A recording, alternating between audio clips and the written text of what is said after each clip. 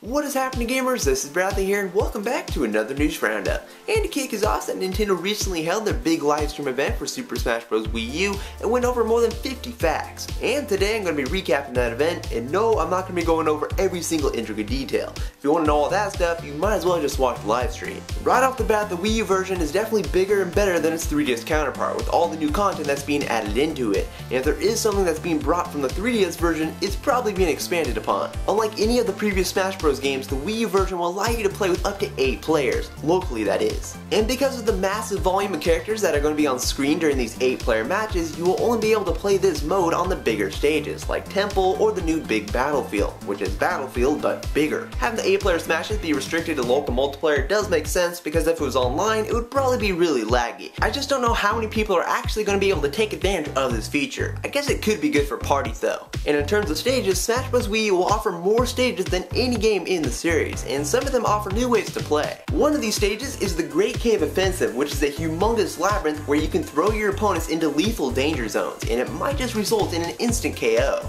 And another stage is Jungle Hijinks, which, just like in Donkey Kong Country Returns, you can jump from the foreground and background in battle on those two planes, which is pretty sweet. And no, Ridley was not confirmed as a playable character. He will be a stage hazard on the Pyrosphere stage, and he'll act similar to the Flying Men in the Earthbound stage in the 3DS version, where if you attack him enough, he will join your side and attack the other players. Sorry, Ridley. You were just too big. But one character that will be playable is none other than Mewtwo, but the one way that you can get him is if you register both the 3DS and Wii U version of Smash Bros. On Club Nintendo. So Mewtwo is basically DLC, and that just opens the pathway for more potential DLC characters in the future, like the Core Skids or yes, even Ridley. Now we already knew, courtesy of a leak on Amazon, that Smash Bros. Wii U would include a board game mode, and we now know that mode is called Smash Tour. In this mode, up to 4 players can compete at once as they move across the game board and gain fighters and power-ups for those fighters, like in Smash Run. And to give it that board game feel, you will spin a wheel to navigate across the map, and if 2 people land on the same space, everyone will go into a battle.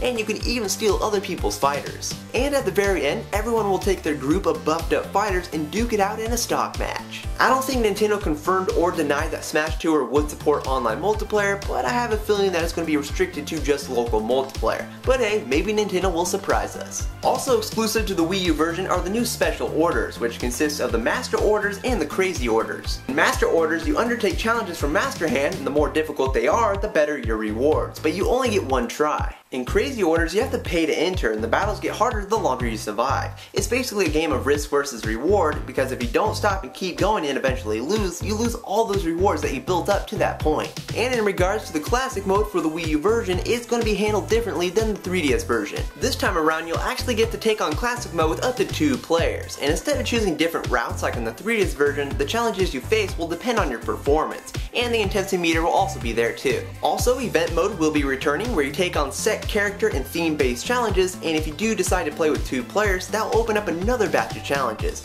Also, the Stadium mode, which includes Target Blast, Home Run Contest, and all that, will now be multiplayer. The stage creator was also confirmed, and using the Wii U gamepad will make creating stages easier than ever before, and you can even draw freehand so the platforms don't have to be rigid lines and blocks. And at some point after launch, you'll be able to share your stage creations with people online. And finally, on the subject of the online multiplayer, we will now be able to team up locally with a friend and compete in online matches. And at some point after launch, Nintendo will implement a feature where we can set up our own customized online tournaments, and there will also be official tournaments that will support up to 64 players. Also, the online multiplayer will support voice chat, but it will be restricted to only with your friends, and even further, only before and after battles, not during. But having some form of communication is nice to see nonetheless, so you can know how your friends want to set up the next match. But that will bring us to the end of the news roundup, and again, this is not every single detail that was announced during the live stream. Give me a break. And if you liked what you saw, please give this video a thumbs up and add your favorites and all that good stuff, and you can stay tuned for more videos in the future. But I will talk to you in the next video, guys. Bye!